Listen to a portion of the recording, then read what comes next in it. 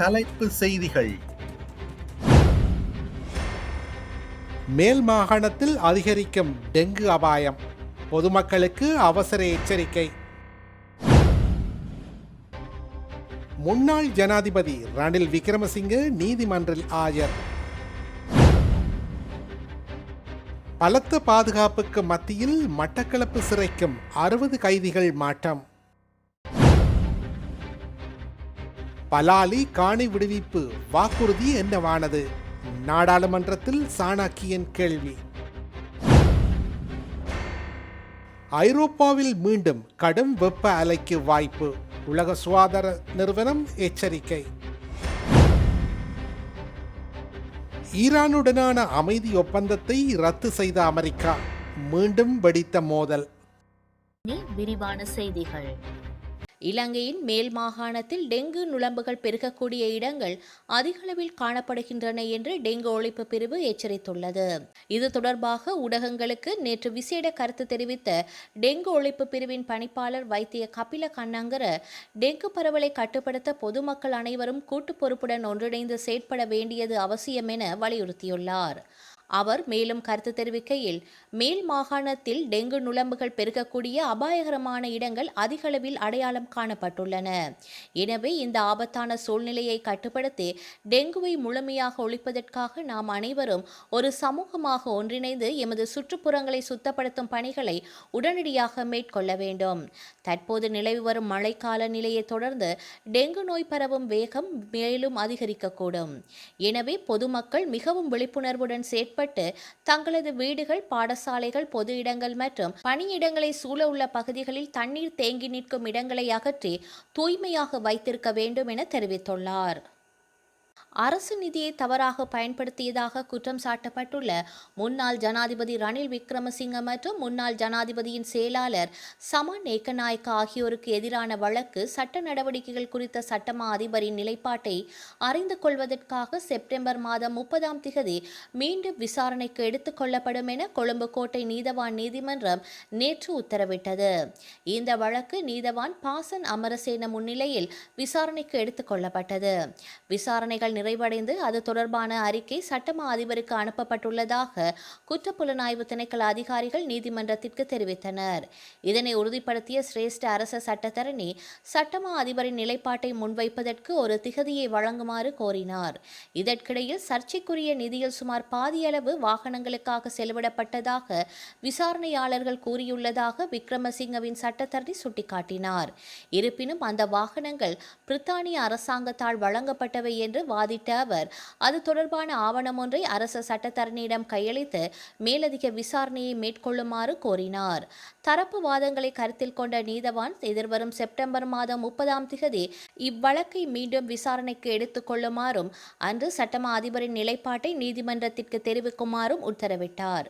முன்னாள் ஜனாதிபதியின் மனைவியின் பட்டமளிப்பு விழாவில் கலந்து கொள்வதற்காக 2023 ஆண்டு ஐக்கிய ராச்சியத்திற்கு மேற்கொண்ட தனிப்பட்ட பயணத்திற்காக 16.6 மில்லியன் ரூபாவிற்கும் அதிகமான அரச நிதியை தவறாக பயன்படுத்தியதாக குற்றம் சாட்டி விக்ரமசிங்க மற்றும் ஏக்கநாயக்க ஆகியோரை குற்றப்புலனாய்வு திணைக்களம் சந்தேக நபர்களாக பெயரிடப்பட்டுள்ளமை குறிப்பிடத்தக்கது.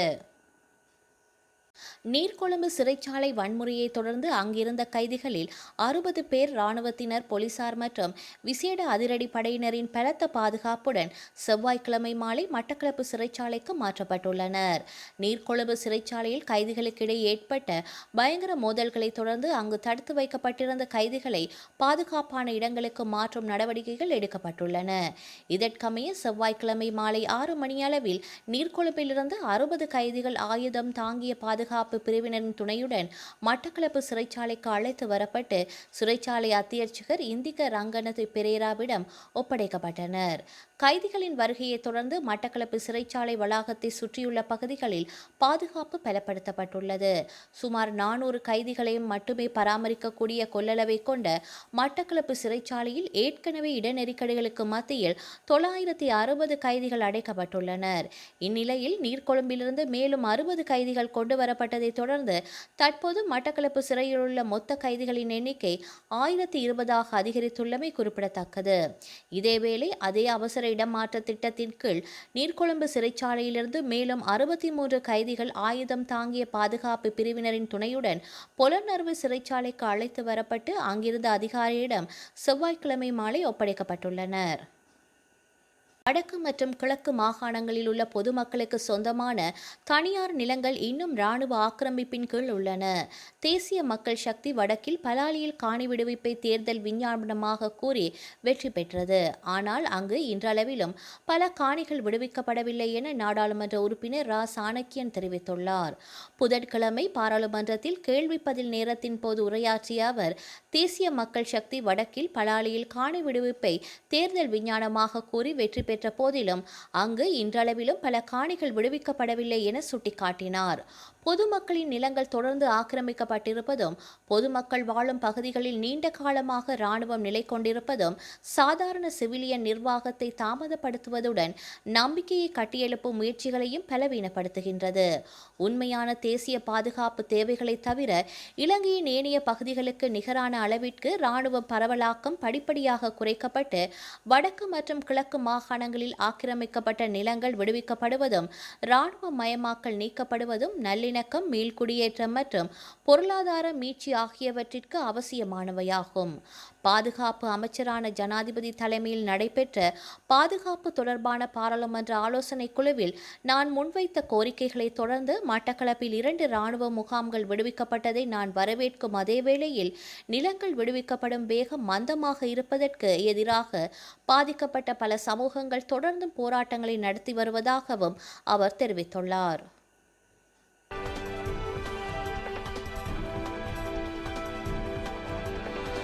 கடுமையான வெப்ப அலை மீண்டும் உருவாகி வருவதால் ஐரோப்பியாவிற்கு இன்னும் அதிக கொடிய வாரங்கள் காத்திருப்பதாக உலக சுகாதார நிறுவனம் எச்சரித்துள்ளது.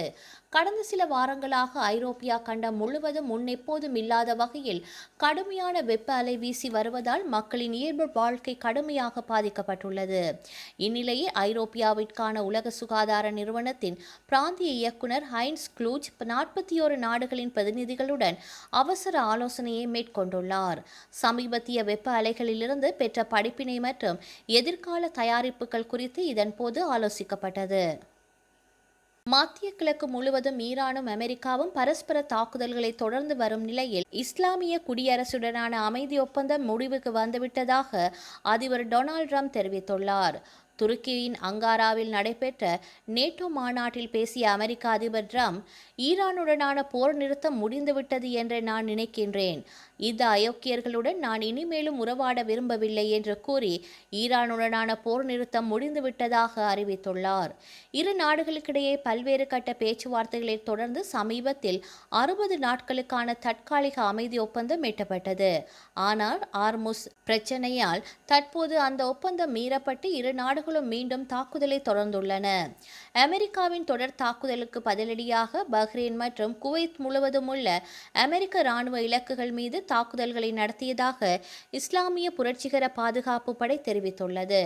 பஹ்ரைனிலும் அமெரிக்க படைகள் தங்கியுள்ள விமான தளத்தை குறிவைத்ததாக ஈரான் இராணுவம் தெரிவித்துள்ளது. இந்த தாக்குதல்களை தொடர்ந்து ஈரான் மீது மீண்டும் எண்ணெய் விற்பனைக்கு தடை விதித்துள்ளதாக அமெரிக்கா தெரிவித்துள்ளது. ஐக்கிய அரபு அமீரகத்திலிருந்து கராச்சிக்கு சென்று கொண்டிருந்த பாகிஸ்தானிய சரக்கு விமானம் செவ்வாய்க்கிழமை மாலை காணாமல் போயுள்ளதாக பாகிஸ்தான் விமான நிலைய ஆணையம் தெரிவித்துள்ளது. இந்த விமானத்தில் 5 பேர் இருந்துள்ளனர். காணாமல் போன விமானத்தை கண்டறிய பல்வேறு அமைப்புகள் மூலம் கடலில் தேடுதல் மற்றும் மீட்பு பணிகள் தொடங்கப்பட்டுள்ளதாக அந்த ஆணையம் தெரிவித்துள்ளது.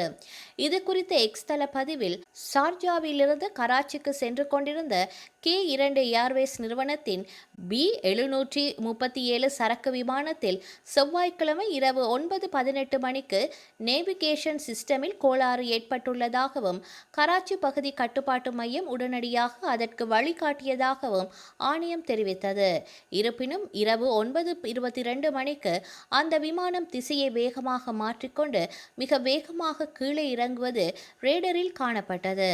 அதைத் தொடர்ந்து கராச்சியிலிருந்து மேற்கே சுமார் 155 கடல் மைல் தொலைவில் ரேடர் தொடர்பு மற்றும் தகவல் தொடர்பு துண்டிக்கப்பட்டது என்று அது தெரிவித்துள்ளது. இந்த சம்பவத்தை தொடர்ந்து மீட்பு ஒருங்கிணைப்பு மையம் செயல்பாட்டிற்கு கொண்டுவரப்பட்டதாகவும் காணாமல் போன விமானத்தை கண்டறிய பல்வேறு அமைப்புகள் மூலம் கடலில் ஒருங்கிணைந்த தேடுதல் மற்றும் மீட்பு பணிகள் தொடங்கப்பட்டதாகவும் ஆணையம் மேலும் தெரிவித்துள்ளது. வரலாற்றில் இன்று